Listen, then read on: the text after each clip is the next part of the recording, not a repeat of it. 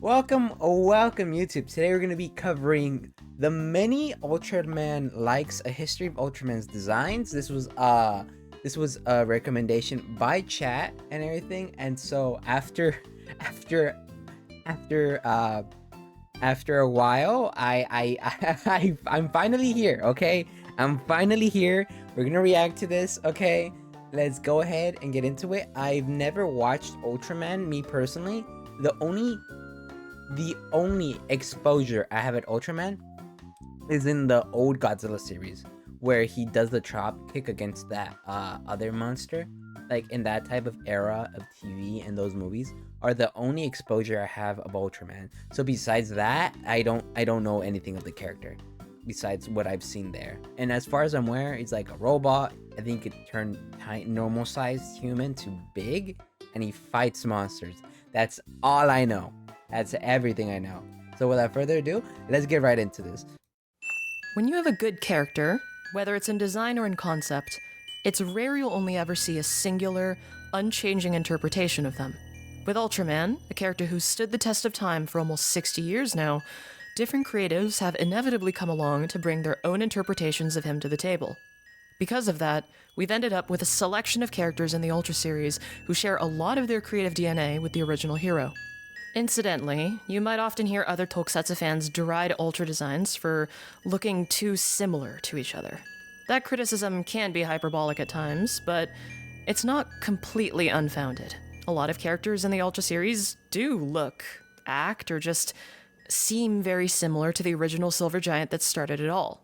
So, why do some of these characters look like Ultraman? Why are some Aren't they supposed to all look like Ultraman? I'm a little confused. Isn't it fine if they look similar, just distinctly different in a little bit way? I mean, I feel like, are they trying to look different? Is it wrong? I'm kind of a little confused by that analogy. Or these characters called Ultraman? They're aliens. Who are these They're aliens. Ultraman is more like the default. Oh. Okay. mysterious doppelgangers? Are they reboots? Brothers? Coincidental lookalikes? The answer's yes, no, and all of the above, to some degree. What do you mean? So, for anyone who feels like the visual sameness of Ultras is a barrier to entry for engaging with the series, this is the crash course for you. Because I promise this isn't just a case of creative laziness at play here. And if you're already a seasoned Ultra fan, I still think there's some neat history you could learn from everything we're about to cover.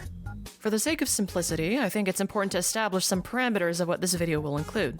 I'm going to explicitly avoid alternate universe versions of the original Ultraman, because if we went down that route, this video would never end. And it also involves a lot of manga that I just can't access.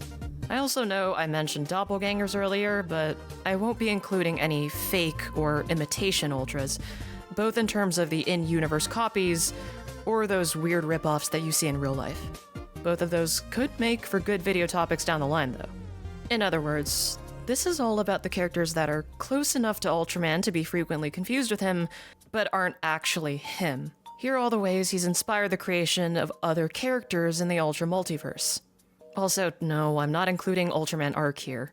Yes, his design's very clearly inspired by other Showa Ultras, but I don't think that's enough to warrant me lumping him in here with the rest. Let's just move on. Let's start with our baseline. Am I confused? I thought everybody on the screen is Ultraman. Wait a minute. Apparently some aren't? Okay.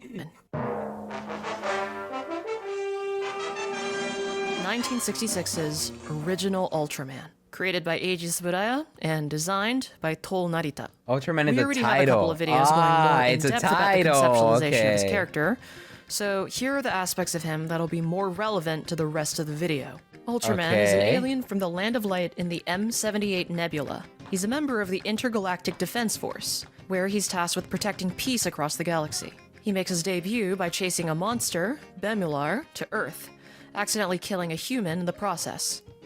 This human, Shin Hayata, would be revived by Ultraman and given the ability to transform into him.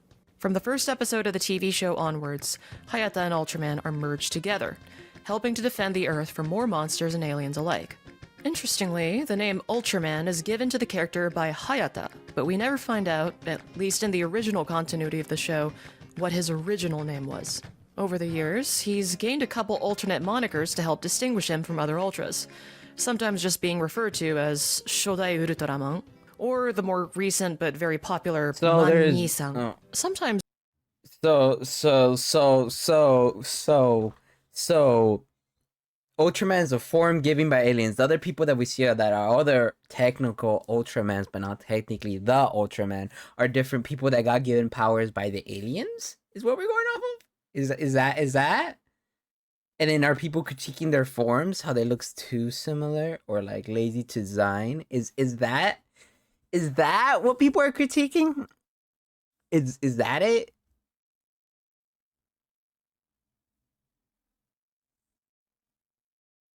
He's like, I can see how this could become very, very convoluted, very, very fast. Oh no, first Ultraman is just named Ultraman. I see. Fans will just straight up refer to him as man, but that feels a little bit too vague of a descriptor, even by my standards. No, I accidentally put on a mask. You know what? Fine, we'll keep it on. Specific to refer to him by, I guess there's now the outdated Cantonese name. Hamdan Tsiuyan. Tsiuyan means Superman, which is fitting enough, but a bit easy to get confused with a certain other hero. Yeah. So that first part, Hamdan, I don't think means that's great. Salted egg, in reference to his eyes being shaped like eggs. I'm not joking, this is just how the character was referred to in Hong Kong for years. Really? Also, this name still gets used on some merchandise, but you should probably question the legitimacy of those products if they're still using that name. Nowadays, you're better off just saying Tsiuyan Bawang.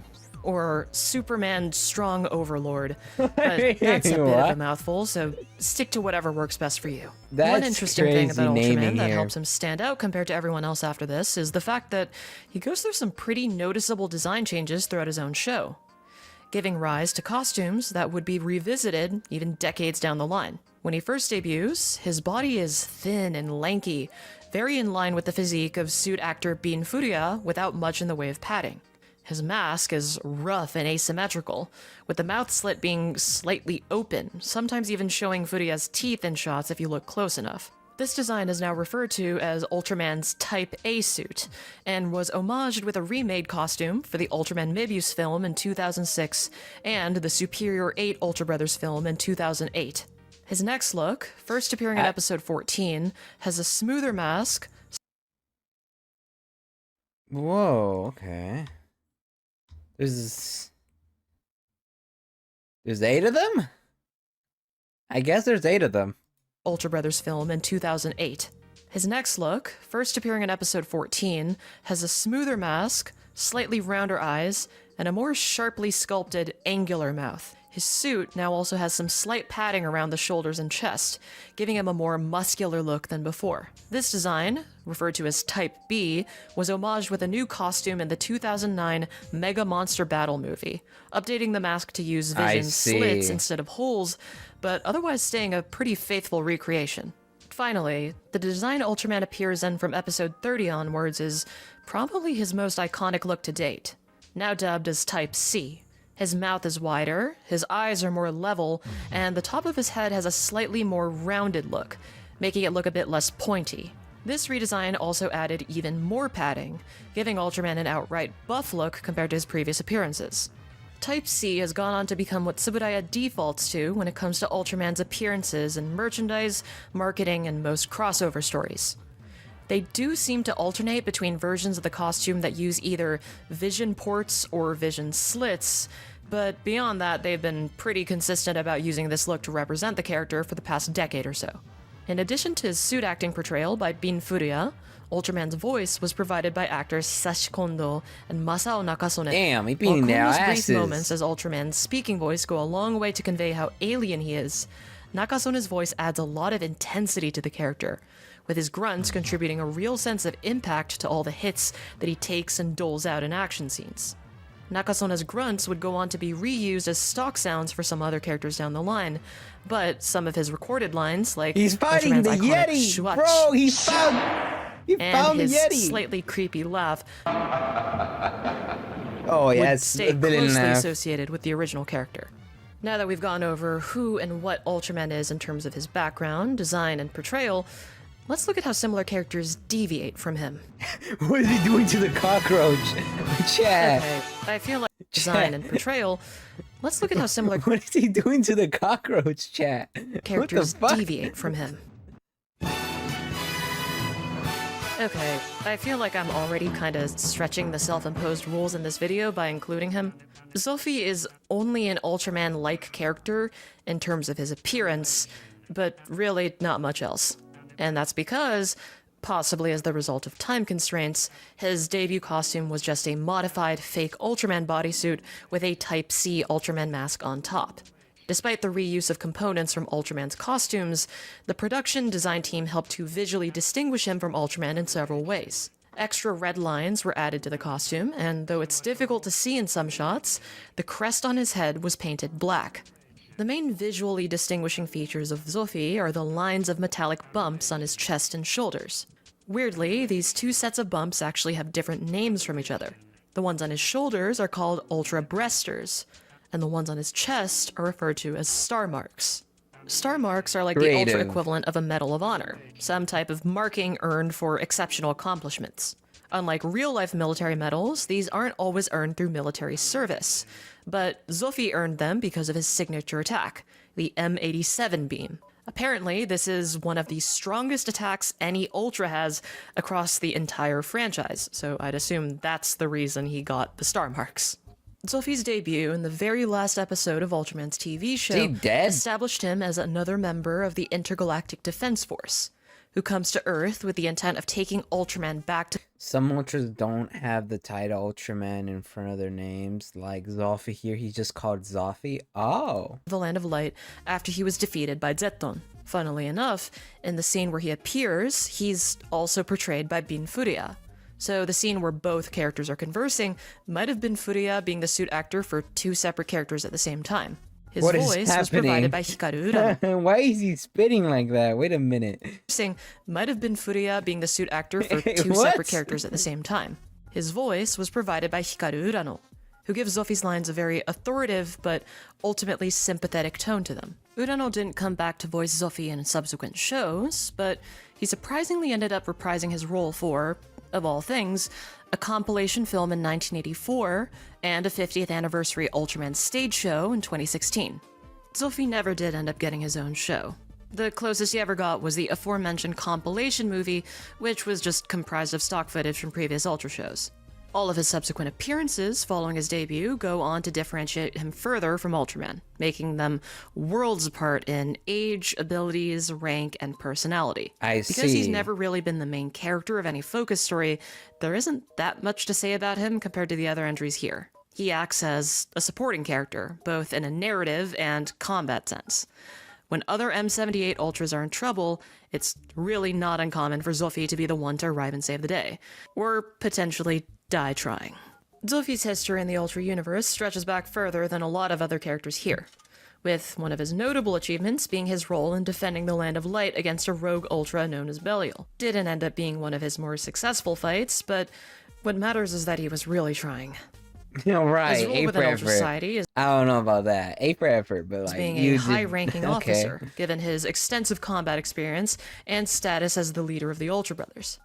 He also had a brief stint acting as the armored hero Andromelos, but passed down the role to another hero off-screen. As far as his canon relation with Ultraman goes, he's just his superior officer. Like, he's just his boss. The 1971 issue of the Ultra Kaiju Encyclopedia claims that Zofi was Ultraman's older brother, but most other supplemental material since then doesn't seem to suggest any familial relation between the two at all. Some secondary sources claim that he was conceptualized as Ultraman's brother in the early stages of planning, but without anyone specific to attribute these claims to, I'd recommend taking them with a grain of salt. Ultraman and Zofi are brothers in the sense that they're both members of the Ultra Brothers, and thus brothers in arms, but they're not necessarily like biologically brothers, at least as far as any current canon suggests. With the context of the following show, Ultra 7, you might be able to surmise that the titular characters just happen to have superior officers that look like them, maybe to convey that they're members of the same Ultra species, but not much else. Sophie's rolling in this video because casual onlookers get him and Ultraman confused all the time based on looks. So, at the end of the day, he's really just a coincidental lookalike, and beyond that, completely his own character.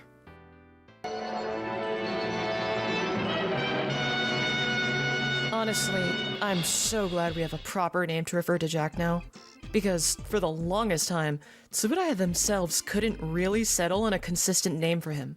His show was called Kaittekita Ultraman, or in English, The Return of Ultraman, broadcast in 1971. Okay. This makes for one of the only Ultraman shows in the franchise. Is Ultraman an SCP? I mean, he could be. For all we know, I wouldn't know. There's so many stuff in SCP. We won't figure that out too much later. Franchise, where the title of the show isn't just the name of the title character. The title's implication for a lot of audiences was that this was the original Ultraman from 1966 coming back to Earth. Right. And it seemed that way until that exact character appears in episode 38 to help save the titular Ultraman of this new show. To help differentiate him from the 1966 character, he's been referred to by several names, like Shin Ultraman, with Shin meaning new, or Ultraman Nisei, which could either be Ultraman 2 or Ultraman the Second in English. This went on until I eventually settled on a proper moniker for him in the 1980s, Ultraman Jack, a name inspired by European fairy tales frequently making use of the name. Despite largely sticking with Jack from that point on, some folks at Tsuburaya evidently still like calling back to those older names from time to time.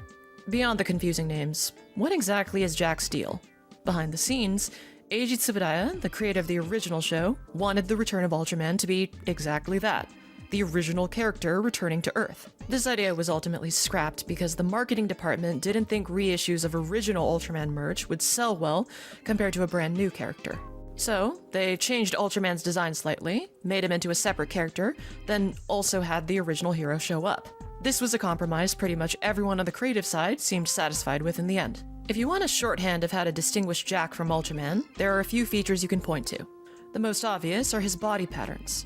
Jack has distinctive, outlines to all of his. They're a bit like the extra red lines that Sophie has, but they're on all the markings across his body. This makes him stand out not just compared to the original Ultraman, but from most other Ultra designs in general. Getting his ass the next two differences are mostly down to advances in costume making at Tsuburaya Productions. They're beating him up. Continuing the trend set by Ultra 7, Jack has both gloves and boots. Oh, he's grabbing him by the horns. These would remain a staple for most Ultra costumes in the Showa era. One innovation Jack introduced in Ultra costume construction was with visibility ports. Instead of the rounded holes on the masks of the original Ultraman, Jack used vision slits, a more discreet way of allowing suit actors to see without compromising on design. Some of these changes were apparently so effective that they even carried over to both Ultraman and Sophie for their subsequent appearances in the Showa era, which, admittedly, really doesn't help with distinguishing them at a cursory glance. Identical masks, gloves, and boots. At that point, it's just the body patterns keeping them apart. Fortunately, with more modern updates to the suits, this whole Jackification deal isn't really an issue anymore. In fact, as of the writing of this video, Tsuburaya has released some him. video. His head off. My boy. He's dead. Tsuburaya has released some new promotional images of the original 6 Ultra Brothers, featuring a new mask design for Jack's costume, possibly to help differentiate him from Ultraman and Sophie. Oh wow, the right one is really ugly. The other ones are fine, but the right one is like, wow. Now has asymmetrical eyes? That's a deep cut, wow. One of his original masks was like that, but I never would have guessed they'd just straight up make it a returning facial feature of his. But hey, it gives him a little bit more unique flair, so I'll take it. But what about an in-universe explanation for why he looks, sounds, and even originally shared a name with Ultraman? Oddly enough, he's just another Ultra that just so happens to look really similar to the original. Frankly, there's a lot to his character in his own show that helps him stand out as a separate character. Jack, like Ultraman, also comes to Earth and merges with a human, but his introduction started an important trend in the Ultra series. Jack chose his human host, Hideki Go, after witnessing an act of bravery from him, This effectively made it so that being a good person was now a prerequisite to getting chosen by an Ultra. This template would go on to become one of the standard ways that Ultras would meet with their humans, and it's a trope that's been iterated on and subverted many times since. One thing that immediately sets him apart from his namesake, almost all other Ultras, and even other Henshin heroes in general, is that he doesn't require the use of any transformation device to assume his Ultra form, instead solely relying on Gull's willpower. This sense of simplicity and minimalism doesn't necessarily apply to Jack once he's actually transformed and fighting, though. With Bin Furia having taken a break from suit acting, Jack was instead portrayed by H. Kikuchi, who'd previously been Ultra 7 suit actor for 2 episodes. Kikuchi brings his own unique body language to Jack's movement to help distinguish him from Ultraman. What is that? The way he handles poses, for instance, isn't to mimic Furia's so much as it is putting his own spin on them, like how he does his own take on the Spacium beam. This difference in portrayal also extends to his movement, which is noticeably more frenetic during action sequences. This change in pace helps a lot with the addition of a full-on arsenal that Jack uses in combat. What are even these monsters, to be honest? Ultra What are 7 they? may have been the first Ultra to use one, but Jack really took that idea and ran with it. It's fitting, then, that Oh my god, Seven's actually the one who gives Jack his new multi-purpose weapon. So he's kind of passing down that skill, in a sense. This new item, the Ultra Bracelet, is about as much of a narrative Swiss Army knife as you can get. Whatever weapon Jack needs to take down the monster of the week, it can transform into that. And with this new versatility and weaponry, also comes some very, very brutal kills. Also, it can revive him from being completely dismembered, so, yeah, definitely a useful thing to have around in general. Again, like with Ultraman and Zolfi, Jack's another member of the Ultra Brothers, but he isn't biologically related to either of them. Funnily enough, according to this old and potentially outdated family tree, out of all the original 6 Ultra Brothers, Ultraman and Jack are the only ones to have no direct familial relation to anyone else, including each other. So, despite being conceptualized as a semi-reimagining of the original character, Jack's really grown into his own over the years. In expanded media, he's often presented as a master of weaponry, thanks to the versatility of his Ultra Bracelet. He's also responsible for later heroes, like Ultraman Zero and Ultraman Orb, having access to weapons and skills derived from him. From the looks of things, it seems like the upcoming Ultra hero for 2024, Ultraman Arc, might be a very loose spiritual successor to Jack. It's still going, okay.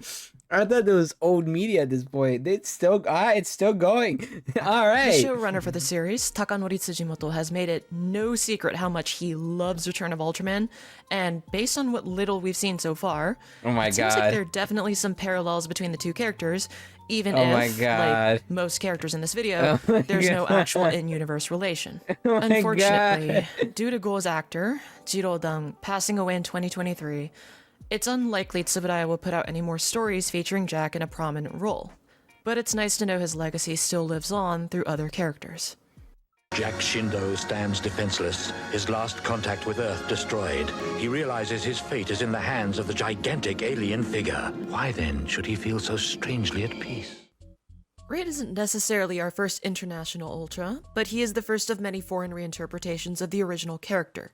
While Great's show was created under the oversight of Tsuburaya Productions, the actual project, Ultraman Towards the Future, was a Japanese-Australian co-production. And in its English-language script, Great is only ever referred to as Ultraman. Great was just his name for the Japanese market to distinguish him from the original character. That being said, despite his design being modeled off the original Ultraman, Great's not exactly a one-to-one copy. His character designer, Hiromitsu Murayama, gave him some unique design features. He does look different. The like pattern his is triangular different. color timer, and his body being white. Yeah, his pattern is different. And then I'd say the side may be a little bit more different here, but yeah. The whole franchise is available on YouTube, really? Instead of the usual silver for other Ultras. In behind-the-scenes footage, you can see that Great originally used a more conventional silver color, but this was changed when the material for this— Great is just fighting normal animals in Australia. Yeah, he's not even Ultra form. Even he has to be in Ultra form to go outside, actually. He doesn't have his Australian license. He's not— he doesn't get the Australian buffs. Suit was switched out for spandex, which was apparently more wrinkle resistant, easier to move in, and most importantly, dispersed heat more efficiently. Considering some of these fight scenes were filmed in the notoriously hot Australian outdoors, this was an understandable change to make. In addition to the design differences, his fighting style also sets him apart from the character he's derived from very early on. Out of all the characters in this video, Great's the only Ultra to not use a conventional Spacium-style beam attack for his finisher, instead opting for this move called Burning Plasma. A finisher like this, along with some of the other tricks he has up his sleeve, helped to break the mold on what Ultras could look like when they're fighting on screen. The sense of physicality for the character was brought to life by two alternating suit actors, Robert Simper and Steve Apps. Great also helped to lay the groundwork for later Ultras by actually talking with his human host, Jack Shindo, across multiple episodes. I never said it would be easy. Easy? They all think I'm a coward, but I want to be human. Well, you are most of the time. My people didn't have a choice. It was fight the Buddhists or say goodbye to the universe. Sometimes I feel I have more in common with that Gigasaurus than my own kind. Ultras talking with the human host had been done as far back as the original character, but Great was one of the first to establish an ongoing conversational relationship with his earthly counterpart. His voice is provided by the Australian actor Matthew O'Sullivan, who helps to characterize Great as this very stoic, but also slightly more informal Ultra compared to his predecessors.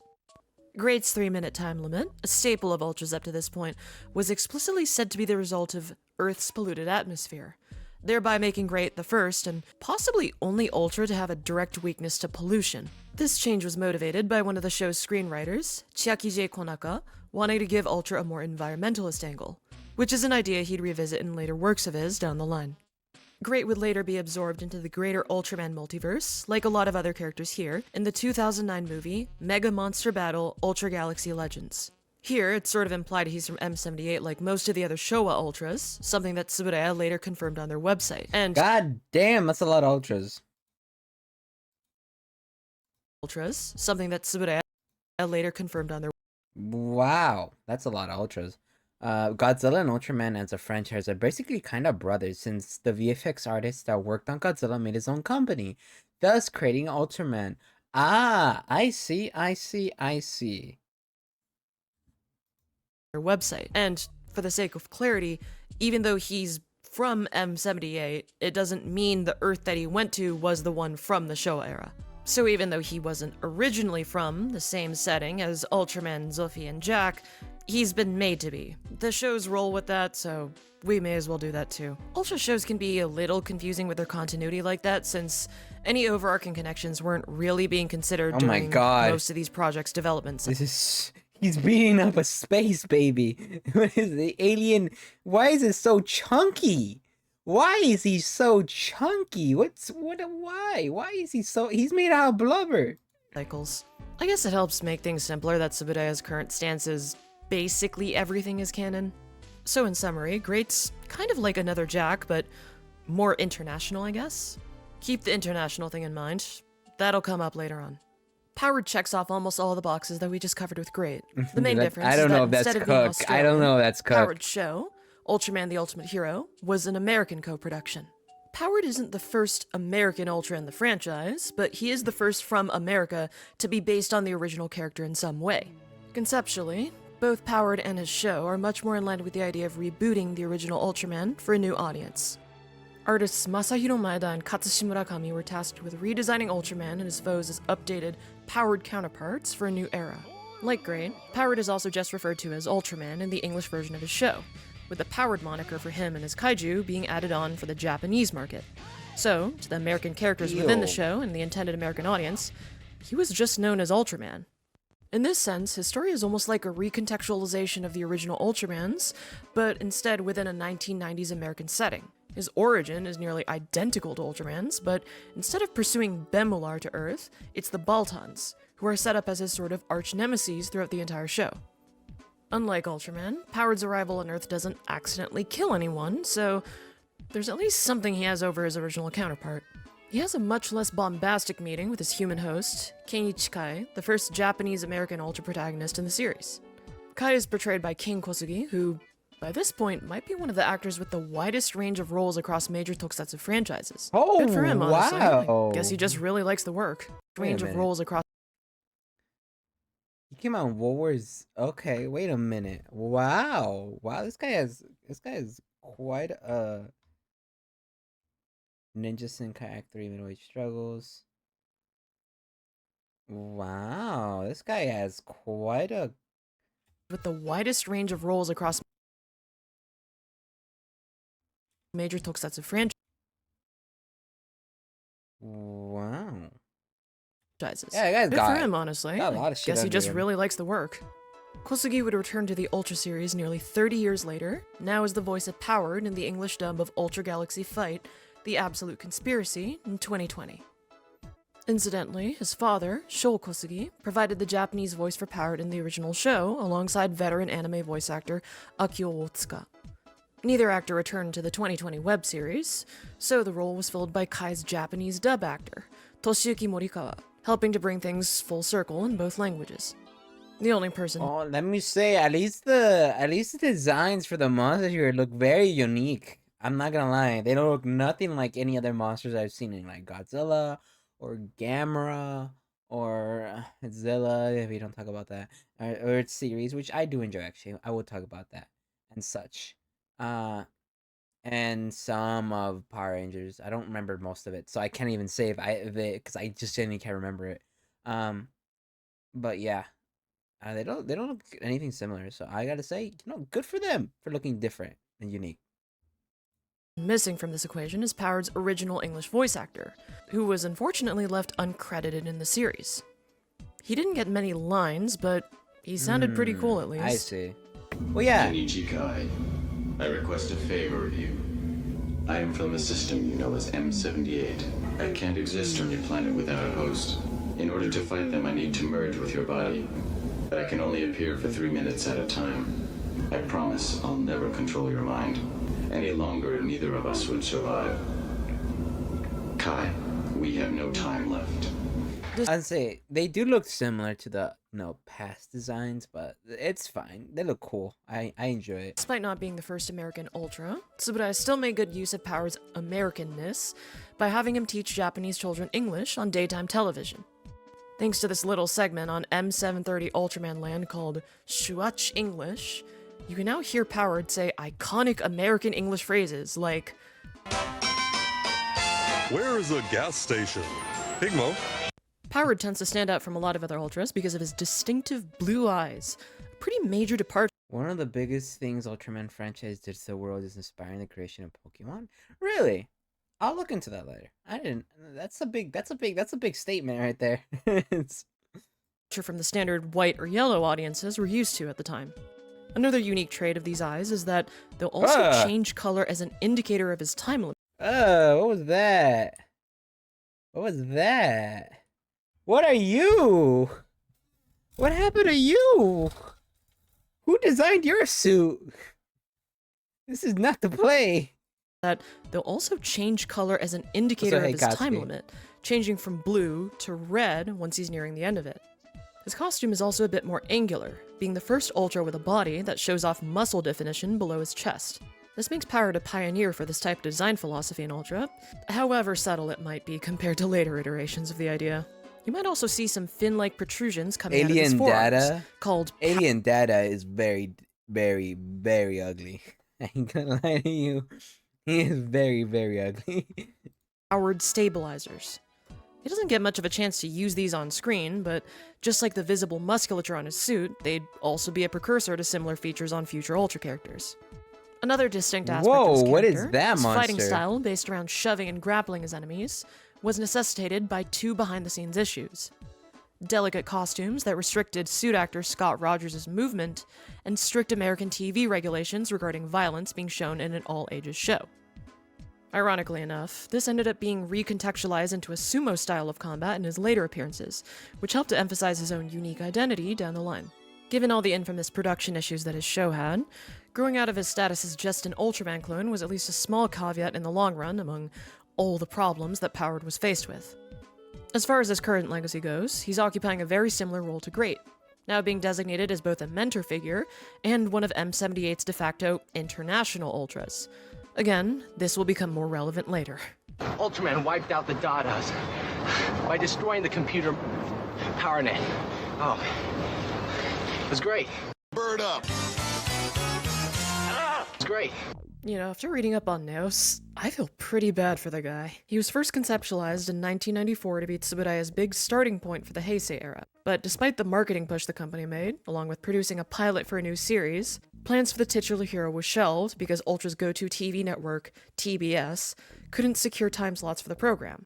Neos' planned show was cancelled in favor of pursuing other projects, like Ultraman Zerth and Ultraman Tiga. He was the first Ultra designed by Hiroshi Maruyama, the man who'd go on to become the lead Ultra character designer for the next 14 years. While his design's based on the original Ultraman, everything about Neos has been updated in some way to fit more modern design conventions. The red markings on his body are more evenly distributed across the silver, with them having a sharper and sleeker look to them. His head is rounder, with some added sculpting on his forehead and a green crystal called a blow spot that he can use to fire energy beams from. Look, just a quick side. I can't tell the difference. I'm gonna keep it a buck different, a buck 50. I can't really tell the difference. All the other ones were somewhat different. I can't tell the difference with this one. Now, don't question Ultra anatomy names. I don't know the logic behind them. Once you accept that an alien can have a psychically controlled flying blade attached to his head called an eye slugger, pretty much anything from that point goes. Just roll with it. On the note of eye sluggers, Neos was conceptualized in tandem with another character, Ultra 721, who was intended to act as Neos' partner and a counterpart to Ultra 7. So this new show, starring Neos, wouldn't just be reimagining ideas from the original Ultraman, but its sequel show, Ultra 7, as well.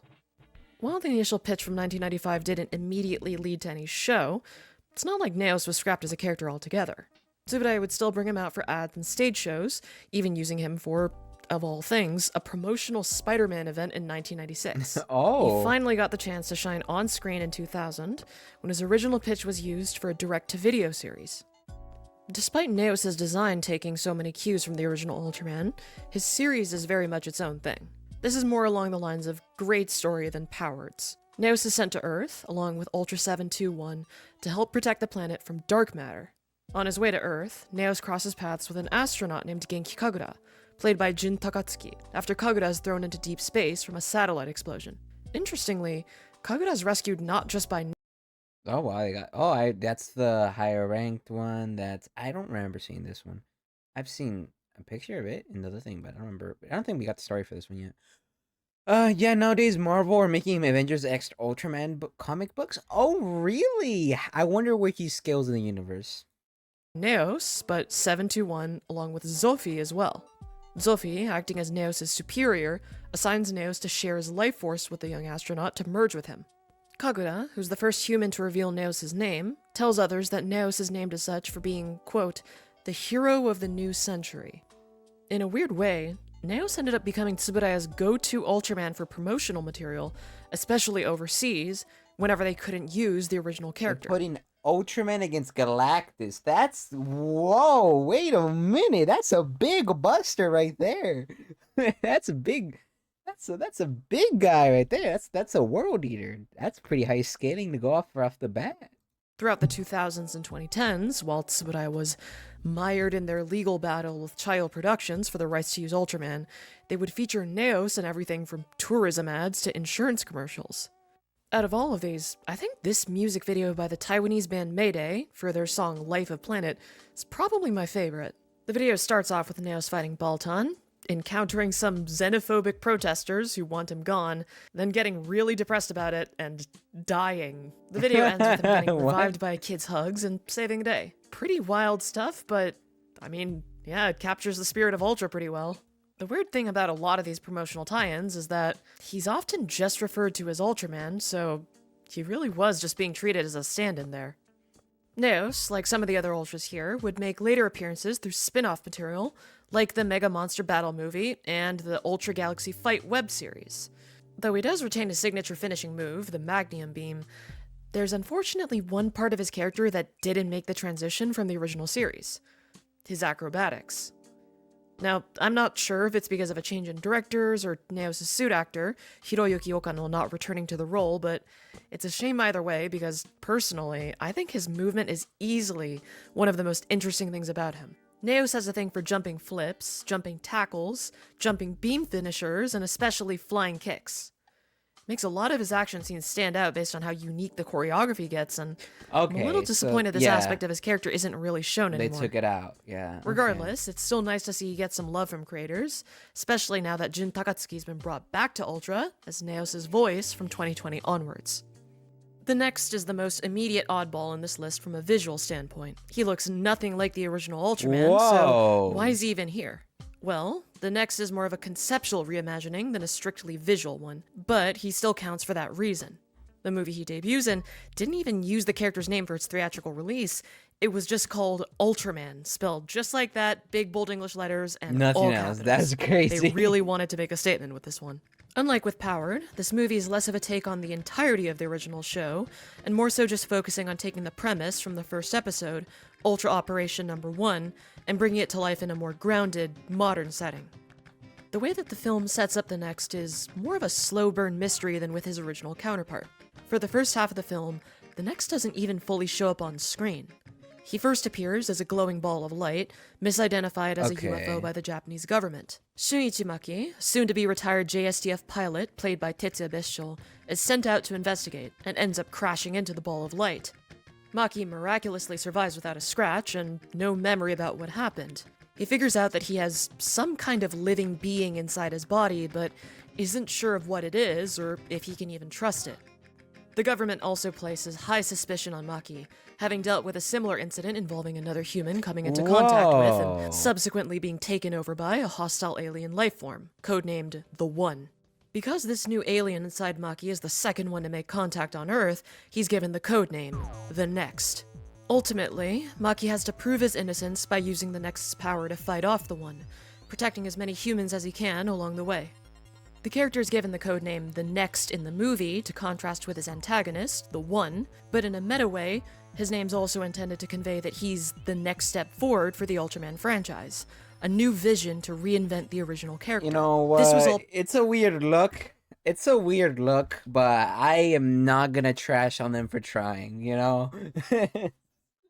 I am not gonna trash on them for trying at all. I'm also gonna take a sip of coffee, because it's certainly different, to say the least. I wonder if the powers are different. Part of the Ultra N project, Tsubudaya's first attempt at a major reboot of the Ultraman franchise.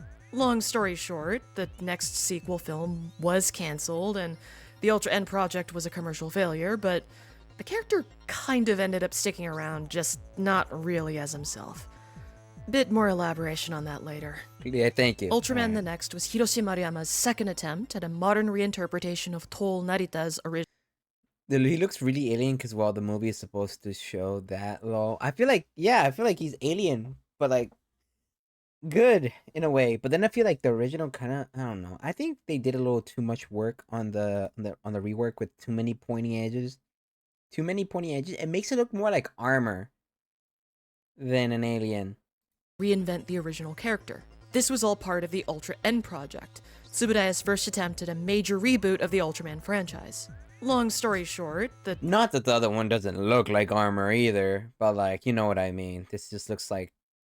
I can't really defend it anyway, actually, now that I think about it. It looks like an armor. Next sequel film was cancelled, and the Ultra N project was a commercial failure, But this looks way more like armor.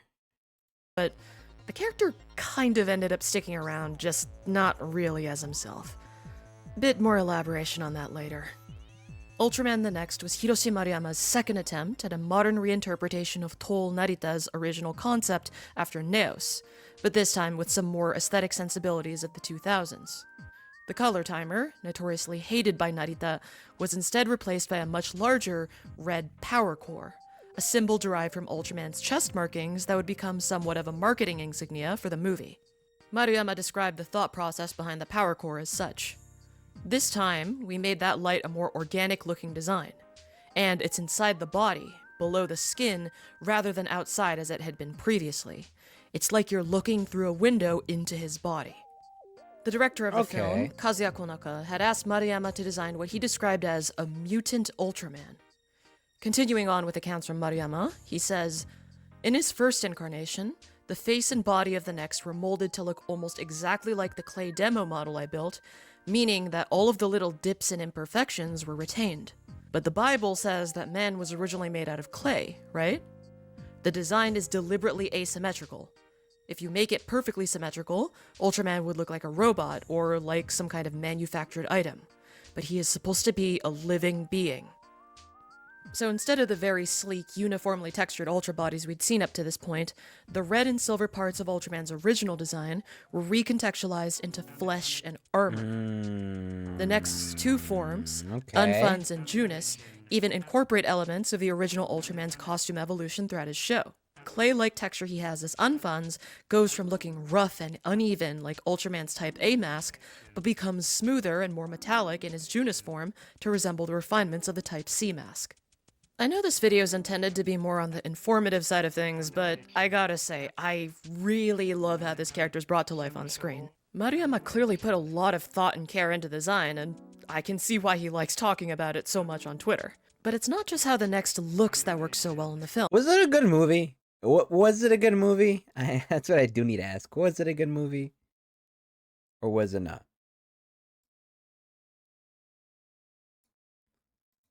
The way he moves has a real sense of weight to it, no doubt aided by the work of his suit actor, Keiji Hasegawa. It's not It depends. Well, I don't have any biases because I never watched any of them, so I wouldn't know.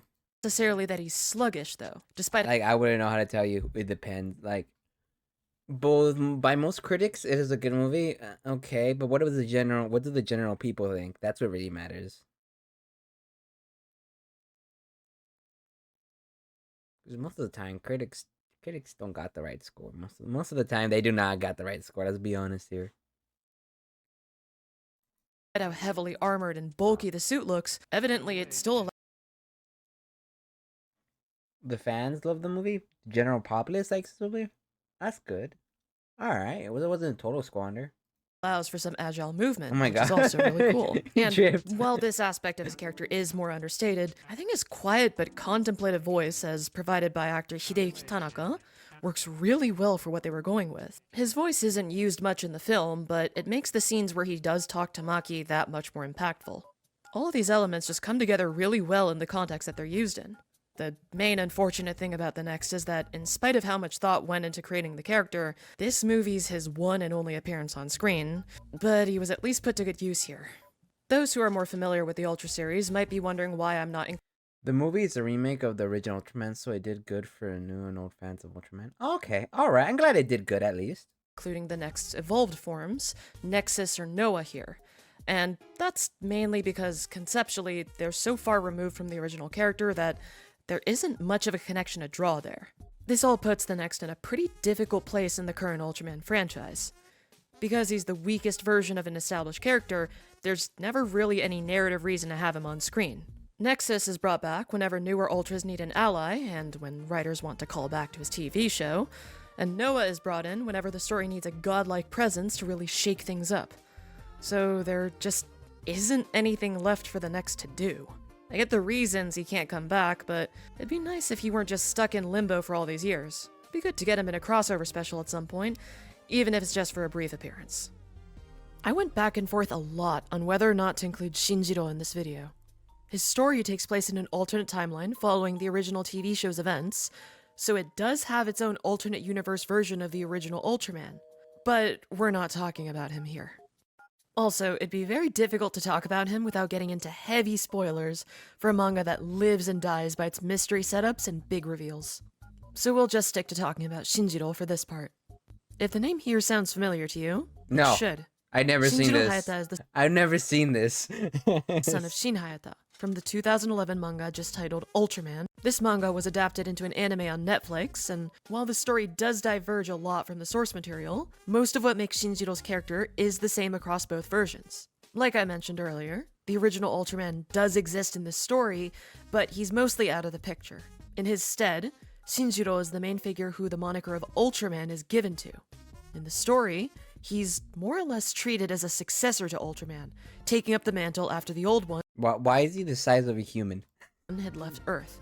As Shin Hayata's son, he's inherited some of Ultraman's powers, referred to as the Ultra Factor. Unlike Shin, he can't transform into an Ultra, so he relies on a type of cybernetic armor called the Ultraman suit that allows him to use some of his powers. Shinjiro's Ultraman suit is modeled after Ultraman's design, but probably doesn't resemble him enough to the point that anyone would get the two mixed up.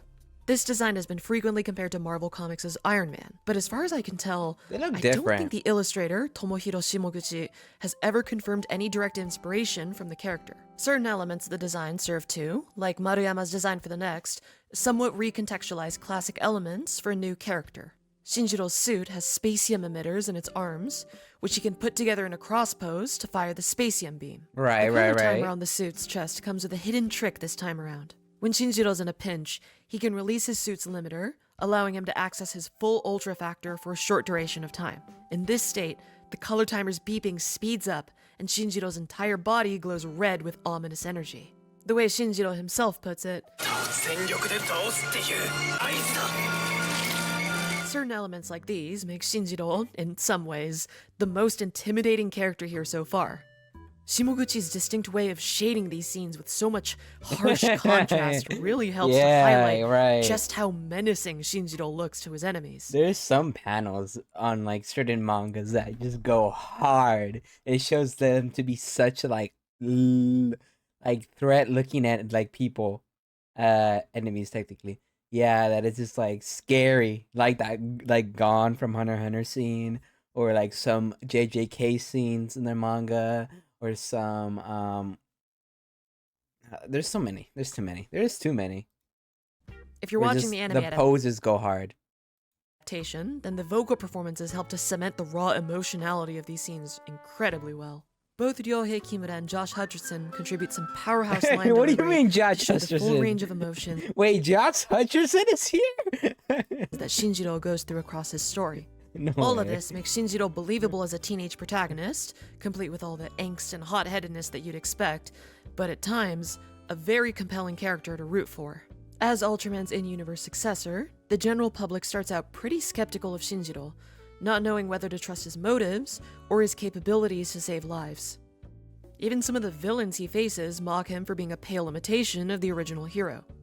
As such, Shinjiro's story is about him growing into the role. Yeah. Oh my god, I thought it was a joke. Josh Hutcherson is actually in the English dub. I might watch it just because of that. I'm not gonna lie. I'm gonna keep it a $1.50. I might watch it because of that. Learning what it means to embody Ultraman, while still technically staying a human the entire time. He's the only character here to never merge with an Ultra or gain an Ultra form of his own. The qualities that earn him the title are his bravery and determination. The suit enables him to fight villains and save lives, but it's his heroic spirit that drives all of those actions. To address the most obvious elephant in the room right away, no, Reboot's name has absolutely nothing to do with him being a rebooted design of the original Ultraman. Reboot is Malaysia's first original Ultra, so he was given a Malay name, with Reboot in this context specifically meaning storm. Reboot's kind of an interesting case here. He's a little like Zophie in the sense that him looking like Ultraman is completely incidental within the universe, but there's also no direct confirmation behind the scenes that he was intended to be a redesign or reimagining of the original Ultraman. In fact, out of all the characters in this video, Reboot is by far the one with the least behind-the-scenes information about him publicized, at least in either English or Japanese. So as far as stuff I can figure out, Reboot is one of the few Ultras from the past 15 years who wasn't designed by the main character designer at Tsuburaya, Masayuki Goto. Instead, he was designed by someone named Jun Takeuchi, who, from the looks of things, doesn't seem to do interviews or post on social media. With the comparatively limited amount of behind-the-scenes info about Reboot, it's difficult to figure out what his place is in this video. Unlike his other international Ultraman-like counterparts, Reboot is established as his own character from the start. He's never just Ultraman, everyone refers to him as Reboot, so there's no ambiguity there despite him looking like Ultraman. Yeah. He's brought to life through 3D CG animation. He looks a little too much like Ultraman, actually. Showing him as a relatively nimble Ultra like Neos, but specializing in using a spear and shield during combat instead. His design here looks like Ultraman, but with much more rounded markings all over his body, combined with a generally more futuristic, detailed look to him. Reboot would later be folded into the greater Ultra multiverse with his first live-action appearance in 2019's Ultra Galaxy Fight New Generation Heroes. The transition from animation to suitmation changed his design slightly, streamlining some elements of his body to look a bit less cybernetic and detailed, but otherwise it's pretty one-to-one. His later appearances would go on to expand his connection to Malaysia, making it the first country he lands in on Earth and overtly tying his fighting style to the Malaysian martial art Silat. Surprisingly, it was thanks to training from his fellow international predecessors, great and powered, that he was able to master these skills in the first place. With a precedent like this set, it's possible that any future international Ultras might join in on this training. He's getting his ass beat. With Reboot being the one to train them, but that remains to be seen. Reboot actually got his chance to play a mentor role with his brief appearance in 2021's Ultraman Trigger, where he takes on a human form, as played by Simba Tsuya, to help the titular Ultra of that show control an ancient power while fending off interdimensional time-traveling villains called the Absolutians. If this is starting to sound a little bit convoluted to you, then yeah, that's kind of an unfortunate side effect of Reboot mostly appearing in crossover specials. So I decided to go back to linking all the international Ultras together with a later special, 2023's Ultraman Regulos First Mission, which saw all the international Ultras, including the ones we've covered here, go on a mission to rescue Reboot after he goes missing. This special also ties into another side project that stars Reboot, the Galaxy Rescue Force voice drama, a YouTube miniseries that went into some more detail about his backstory. This voice drama solidified his personality in relation to other characters, giving us a look into the more mundane aspects of life as an Ultra when they're not spending their time on Earth. Out of all the characters we've seen here so far, Reboot's one of the furthest departures from the original Ultraman in terms of his personality. He's less the stoic type and more try-hard, earnest student who's hopelessly bad at picking up on romantic cues. I know some people have called him a shonen protagonist, and yeah, that's not that far off if I'm being honest. I say that because Reboot's the only Ultra here with a dedicated love life, or however close screenwriter Junichiro Ashiki was allowed to get to a dedicated love life. Because of this, you see a lot of moments where he's a bit of an awkward dork at times, but it really does depend on who he's around. Reboot's Japanese voice actor Wataru Komada does a good job navigating these different angles to Reboot's characterization. I'd imagine his experience acting in a wide variety of anime and games gave him the chops to balance the hot-blooded and clueless sides of Reboot equally well. Honestly, getting to see this side of an Ultra's personality is pretty enlightening. It helps us know that even larger-than-life superhero aliens have to deal with mundane life sometimes. And I guess that's a pretty good way of leading us into this next character. Oh god, what is it? Part of the reason this video took as long as it did to write, record, and edit was because of this last character. He's in a very odd camp compared to the rest of the Ultras that we've gone over. Ultraman Rising. That's the name of the titular film he's starring in, and also the name that the Japanese Twitter fandom has assigned him. I see. For the sake of not making this video any more confusing than it needs to be, that's definitely I'll be referring to this character by his human name, interesting Kenji design. Sato, or Ken for short. Oh, it's this. I have not watched this movie, or I don't know what it is, but I've seen clips of this. I wanted to watch this. Am I gonna get spoilers if I keep going through? Because I don't want to get spoiled on this. That's the only question here. Ultraman Rising is a good movie for newcomers, lol. I've been wanting to watch it, but I don't want to get spoiled. I avoided spoilers so far. Would I get spoiled if I keep watching this or no? I don't think so, lol. Okay, alright. I'll take your word for it, chat. Just make sure that you don't get him accidentally confused with this guy. The director of the film, Shannon Tyndall, has confirmed that, despite the character also being only referred to as Ultraman in his film, he is a separate character from the 1966 original. I see. Given the very stylized look of art director Keiko Murayama's character designs, it's difficult to compare the appearance of Rising with his original counterpart, but he's at least noticeably more top-heavy than him. He has a very thick torso with long, thin limbs. Man is going that Dorito build. Helping to accentuate the alien nature of his design. That extra upper body muscle isn't just for show either, as we can see that Ken seems to favor punches a lot in his fighting style, even charging up his fists with glowing blue energy before landing hits. Similarly to Powered, his American predecessor, Ken also has blue eyes in his Ultra form, though these are unique among Ultras for seemingly having moving pupils. I'm not even sure if that's the correct physiological term at this point. The brightest parts of his eyes move in the direction of where he's looking, so calling them pupils is a close enough analog at least. His eyes are really bright too. They're the main source of lighting in some of the shots that he's in. Again, I'd say this is just something that comes with the medium of animation and this specific art style. So if Tsubudaya ever decides to make a live-action suitmation version of this character, some of these features might not carry over. Okay. His voice, in the English version of the film, is provided by Christopher Sean, a Japanese-American actor with a background in American daytime television shows, most notably Hawaii Five-0. In the Japanese dub, he's voiced by Yuki Yamada, who some of you may recognize from both Kaizoku Sentai Go Kaiger and more recently, Godzilla -1. Both of these actors play Ken he even came out Godzilla -1. I have not watched Godzilla -1. I want to watch it, but I can't yet. More youthful character, very reckless and even arrogant, but also carrying a lot of emotional baggage with him. His characterization, originally a major point of discussion among fans, makes the differences from the original Ultraman abundantly clear. Ken isn't so much a reinterpretation of Ultraman, as he is just another Ultra who happens to be called Ultraman, but shares no direct relation with the original character. If anything, he shares a lot more in common with more recent Ultra protagonists from the New Generation era, and in more ways than just his immaturity. Ken does a lot of things that you wouldn't expect Ultraman to do. He's talkative, careless, and even straight up selfish at times, choosing to flee a battle to protect himself instead of defending others. Actions like these put him under a ton of public scrutiny, not just because he's an unlikable superhero, but because he's specifically failing to live up to their image of what Ultraman should be, like how his father, Hayao Sato, was. Similarly to Shinjiro, Ken isn't the first character to take up the role of Ultraman in his universe. I see. We don't get too much insight into Hayao's backstory, but we can see that he acts much closer to the original Ultraman from the brief glimpses we get of him in his prime. If anything, he fits the archetypical traits you'd expect more with the character, making him a closer analog than Ken himself. He's strong, quiet, brave, and always puts his responsibility as a hero above anything else, even his duty as a father. Because of this, Ken grew up estranged from his father in America, resenting him for staying in Japan to protect civilians instead of being there for him. With this resentment towards his father comes a general sense of cynicism towards the role of Ultraman in general.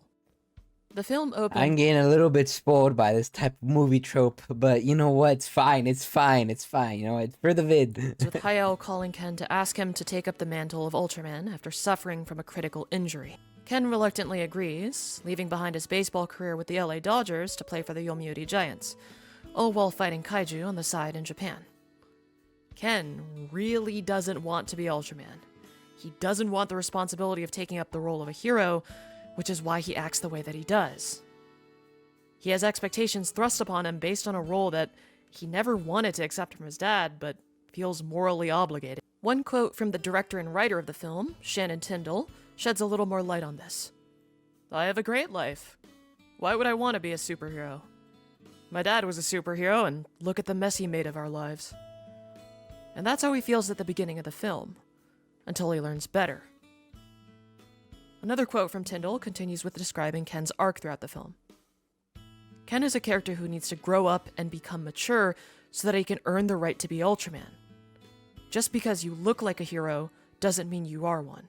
As such, when Ken unexpectedly finds himself taking care of a baby kaiju, he needs to learn how to achieve a sense of balance in his life.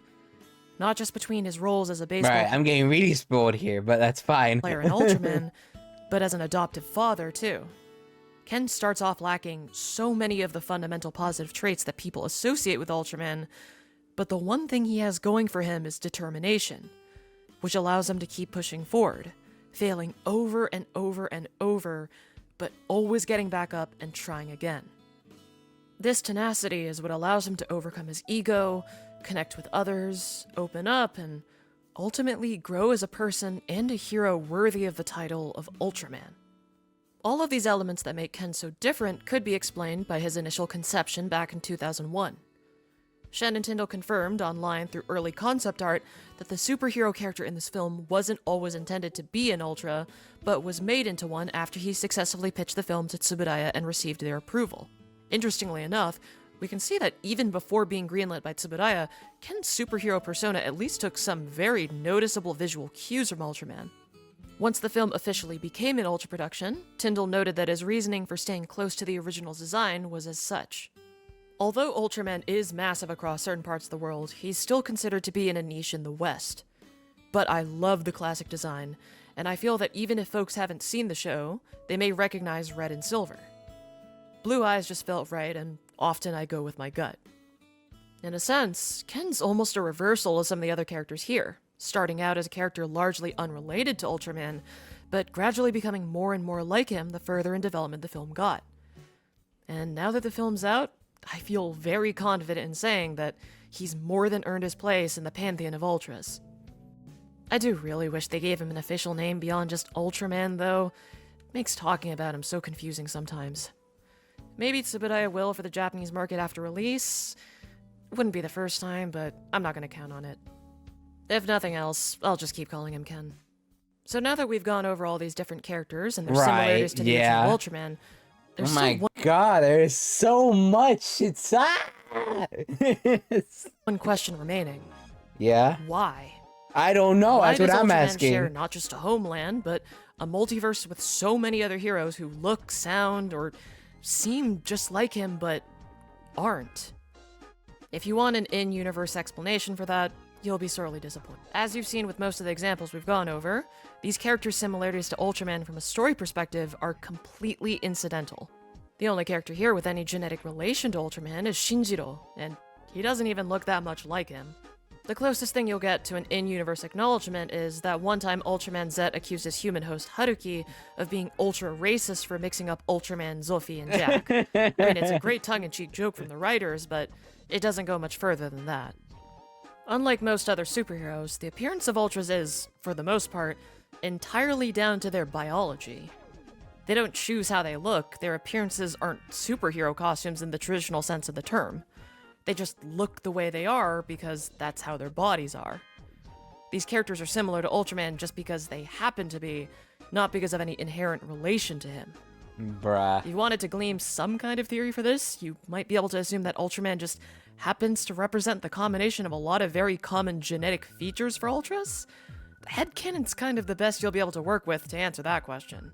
But if we're talking about behind-the-scenes reasons for why these characters are similar, I think that's where it gets a lot more merchandising, no? Merchandising? And I think that's the more important side to look at here. It can be easy for an outsider or someone relatively unfamiliar with the Ultra series to dismiss these characters as being effective clones or the result of creative laziness. But I think that does a disservice to all the artists, directors, writers, actors, stuntmen, and production staff who've helped to bring these characters to life and give them their own unique identities. Rather than making the original redundant, these characters show just how versatile he is, and how many different directions you can take him in. Even when some of these characters were, at some point in their development, supposed to just be another version of Ultraman, they all ended up being so much more than that. The line looks stupid, I'm not gonna lie. Once I understood what made these characters distinct in spite of all their similarities, it helped me appreciate the work that went into creating and portraying them that much more. And I hope that after watching this, you feel the same way. Yay, we got through it. That wasn't bad. Oh, wait, no, stop it. We're not there yet. God damn. Anyways. Goddamn, anyways, that was Ultraman. That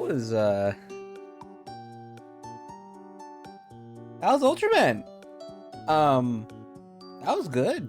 I enjoyed that. We covered it. See, chat, I do cover your recommendations. Alright, you can't say otherwise. It did take you a month. But we won't say otherwise. That was pretty good. I liked it. I definitely want to watch that movie for sure. When I'll watch it, who knows? I do want to kind of hope you understand a bit about Ultraman after that, Lamau. I have more answers. I have more questions now, to be honest, but that's fine. That was good. I enjoyed it. It was very well formulated video that went over a lot of topics. So I'll probably send more Ultraman related vids soon. Yes, and they'll be in my playlist and such. If you guys want me to react to your stuff, YouTube, you better pass by Twitch, and I'll take some, not everything. I'll take some recommendations if I'm interested enough. As for that, don't forget all of this was recording on Twitch Live, and so you want to be here live for the reactions and get to watch this content about like 2 weeks usually, or maybe even a week earlier than they come out on YouTube. Go ahead and check me out. Besides that, this has been my reaction to the mini Ultraman-likes. Very interesting. I did enjoy this. The two more interesting plots here were definitely the movie, the animated movie, and the 2000 reboot that caught my eye most out of everything. Besides that, I hope you guys all have a great day, and I will see you guys next time. Bye bye, my lost souls.